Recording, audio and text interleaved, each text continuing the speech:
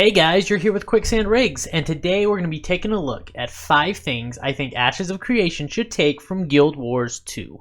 So without further ado, let's sink in. The first and most important thing that I think Ashes of Creation should take from Guild Wars 2 is their difficult zone-wide world events.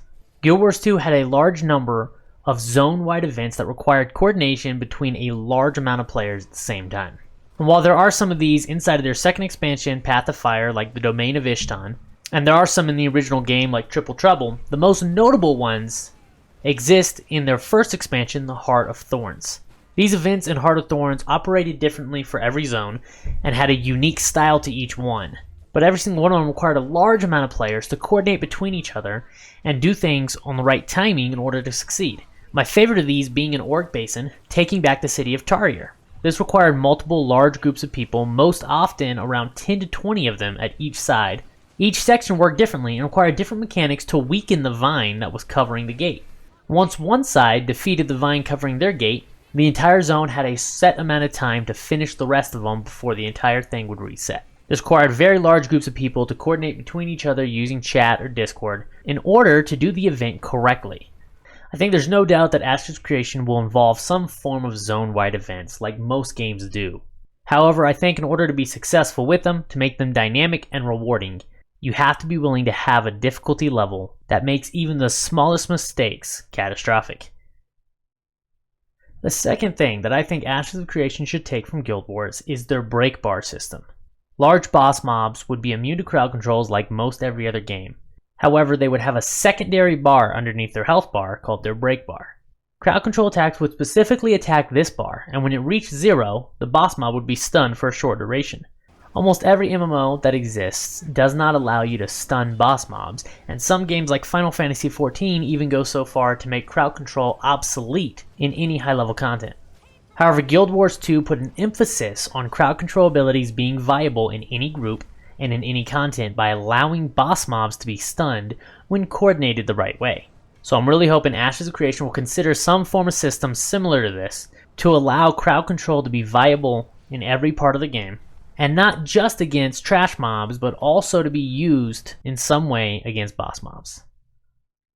The third thing I think Ashes of Creation should take from Guild Wars 2 is dungeon paths. Now, Guild Wars 2 is not known at all for their dungeon mechanics or systems.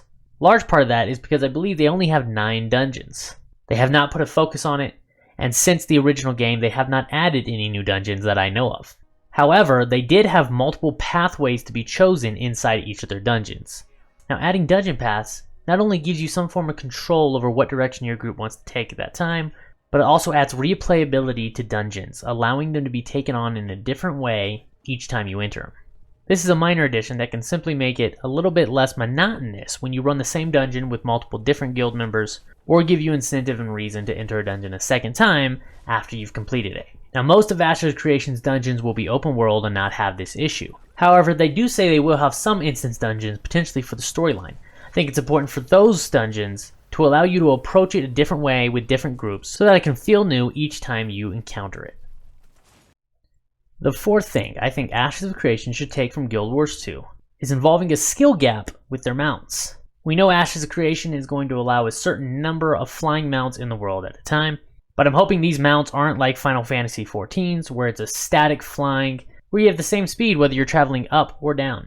Guild Wars 2's Griffin had an incredible feel to it, gaining speed as you dove, and then be able to use that speed boost to straighten off and move faster than any other mount in the game. I hope Ashes of Creation includes this with their flying mounts in some way, allowing it to take some form of skill to fly it and to get better at it, so that everyone that has a flying mount is not necessarily the same. Being skilled with that mount can actually make the difference in travel and in combat. Guild Wars 2 has some of the most notable mounts in the game because each had their own unique abilities and uses to them. I hope Ashes of Creation can use that system a little bit and not only have some mounts travel faster or some be better at combat, but to make each one have their unique feel and abilities to them so that you actually have to be good and get better at using the mount you're riding. And the fifth thing that I think Ashes of Creation should take from Guild Wars 2 is that Guild Wars 2 allows you to buy their marketplace currency with in-game gold. Ashes of Creation says they're not going to have any pay to win and it will only be cosmetic things inside of their marketplace. However, I do think that they should include a system in the game that allows you to transfer your in-game gold for that currency. For a lot of people like me that don't want to spend real life money on the game, I'd rather spend time in the game to build up the currency to buy it. Games like Elder Scrolls Online, Final Fantasy XIV don't allow you to have any transferring between them, and it makes a lot of those items unachievable for someone who's not interested in spending the real life money for it. Even if the cost is much higher, or it's much more difficult to acquire, I would like the ability to spend enough time in the game to acquire the marketplace items if I put the work in. Alright guys, there you go. That's my 5 things that I think Ashes of Creation should take from Guild Wars 2. Now you may have noticed in that video with all the gameplay footage of Guild Wars 2 that it was a female character. I do not play a girl character, and although I've played Guild Wars 2 for years, I do have a fairly new computer and have not installed Guild Wars 2 just yet.